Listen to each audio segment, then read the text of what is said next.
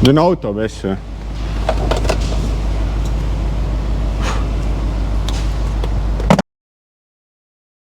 Täna räägime siis ühest süksest Jaapani kultusautost. See siin on Subaru WRX STI. See on hatch ehk siis mitte sedaan. Boxer-mootoriga rallikas põhimõtteliselt iga mehe jaoks on 220 kilovatti, umbes 400 on väänet. Ja see on siis kliendi auto. Klient tõi ta siia two-step polli 2-etapilisse ja siis purepaketti saama.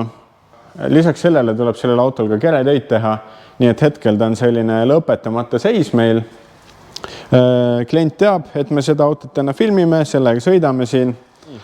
Ütlen ette ära, et ma ei ole eriline Jaapani autode entusiast. Meeldib mulle, aga ma lihtsalt ülipalju ei tea nende kohta. Nii et kui on fänne kommentaarides, siis andke teada veel huvitavaid fakte. Aga minu jaoks algab sellest autost rääkimine väljast poolt, sellepärast, et nagu näha, siis see auto on nii-öelda kere laiendusega tehasest versus see siin, mis on lihtsalt tavaline. Tagant jääb veel silma see, et STI-l on 4 toru ja WRX-il on 1 toru. Tundub, et see ei ole tehase oma siin enam, nagu ka tiib. Päris palju tegelikult modifitseerimist on ka nendel autodel tihti peale. Minu arust see on väga äge. Jõudsime auto etteossa ja siin on nad võrdlemisi sarnased tegelikult. Karl teadis mainida, et tuled on erinevad, kuigi need näevad väga sarnased välja. Panen siia klippi peale, kuidas käitub siis USA turu oma, kus tal on päevasõidutuled ja täistuled. Siis samal ajal kõrvale vaatame siis seda Euroopa mudelit, kus seal need tuled paiknevad. Järgmisena siis kapotid. Nagu näha, need on samasugused.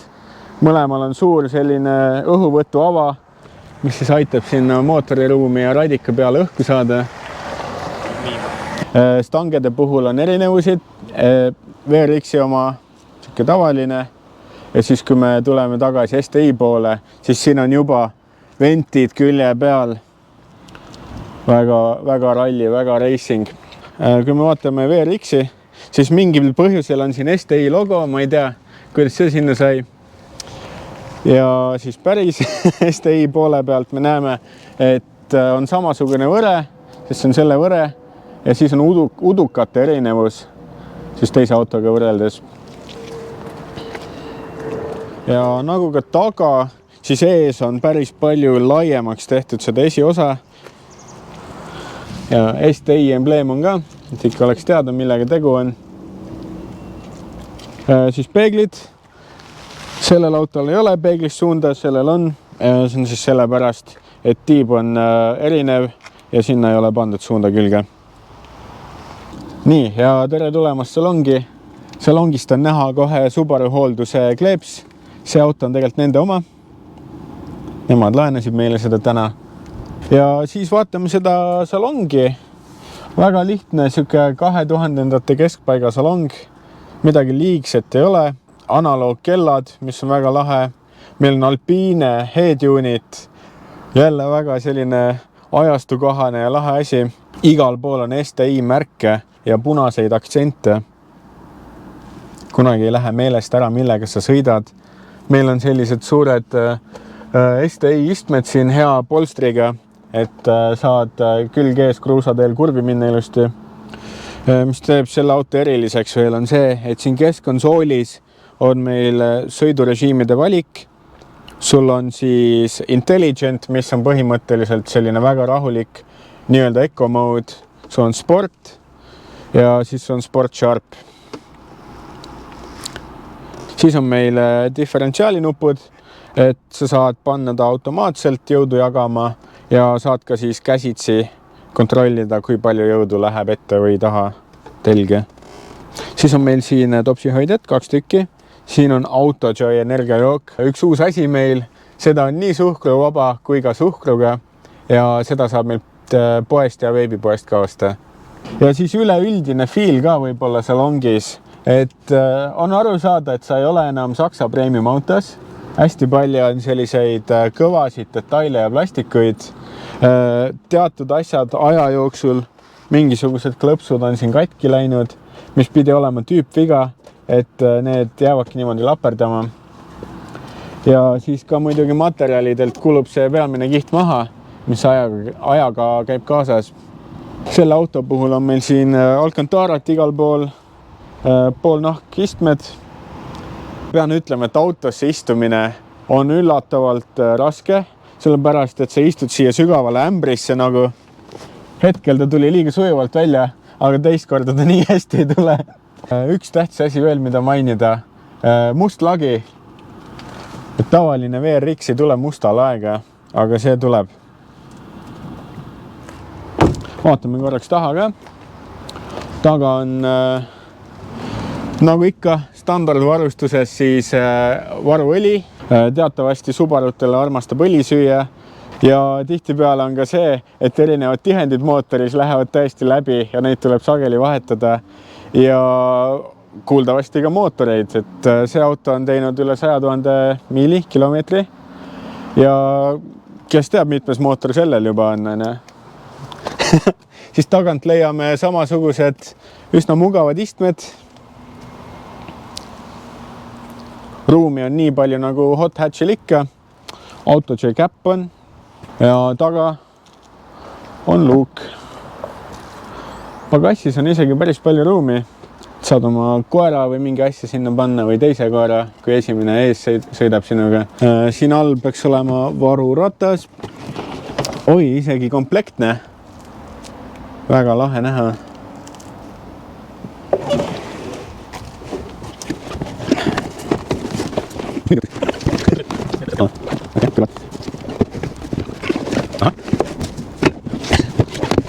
Lihtne.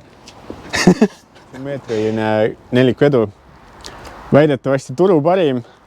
Loodame, et me saame talvel ka sellega sõita siin maja taga või kusagil lähedal. Et ei juhtu sama asja, mis selle Ford Exploreriga juhtus, kes mäletavad. Teeme siis väikse sõiduga. Autol on siis õige käigukast ehk siis manuaal. Ja mis ma siiani proovimisega teada olen saanud, on see, et sellele autole meeldivad pöörded, et liiga all pööretega väga sõita ei kannata. Suur osa selle auto võlust on see hääl, mida ta teeb, kui sa gaasi pedaali peal elad. Ja ma arvan, et autoentusiastid ikka kipuvad vaatama ka, kui siuke asi mööda sõidab. Salongis ei ole väga palju lisasid ega luksust, aga minu arust sellise auto puhul ei olegi vaja. Siin autos on tähtis pigem see emotsioon ja see jõudlus, mida ta pakub teha, sest ta tuleb võrdlemisi jäiga vermikuga, eriti kui me võrdleme siin nende teiste uuemate autodega, mida me näidanud oleme, mis on sellised parajad, et see iga ühe jaoks kindlasti ei ole, kes tahab nagu mugavalt tööle koju saada, ei taha, et lapsed või kaasreisijad loksuks kogu aeg. Paneme siia vahele klipid sellest, kuidas ta kõlab, kui kõrgemate pööretega sõita kusagil natuke.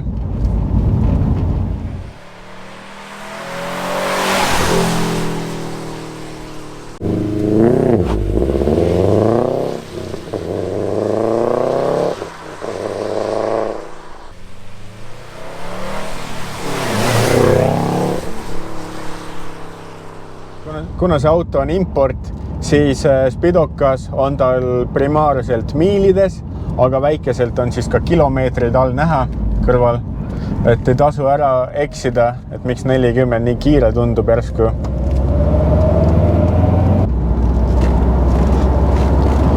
Mis mulle väga meeldib, on selle käiguvahetus. Sellised väga lühikesed liigutused on siin, et väga mugav lihtsalt sõidu ajal. Ei pea sõudma mingi pikalt ja kuidagi täpne tundub kõik.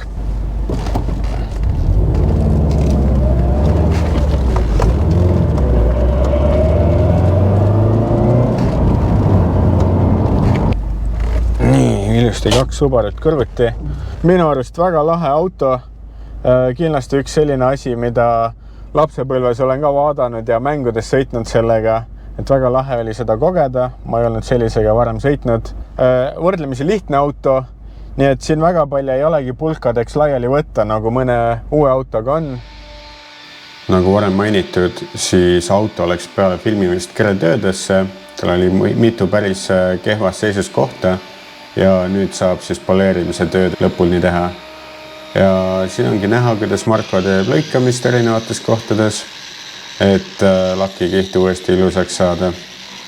Ja noh, muidugi vahepeal töö vahel on vaja väike autojook ka juua.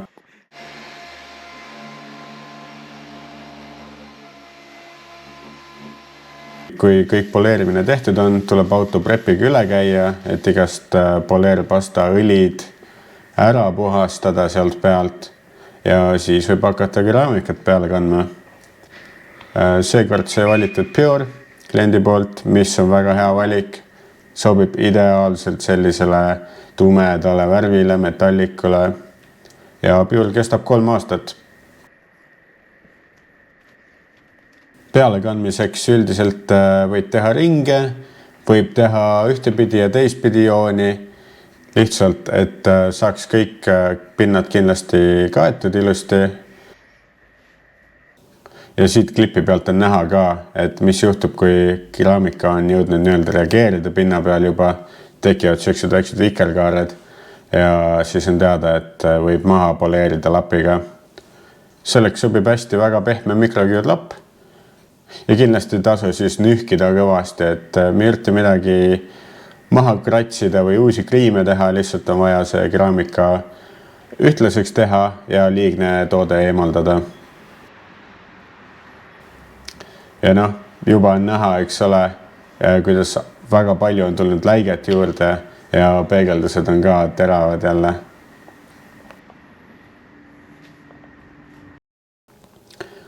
Siin viimastes klippides meil kahjuks päikesega ei vedanud, aga sellegi poolest näeb auto väga libe välja. Kõigile siis infoks, et kuigi me oleme kolimas, oleme ikka avatud, tulge läbi või vaadake veebis või bronniga aeg ja kindlasti on veel videoid tulemas meie tegemistest. Olge mõnusad. Tšau!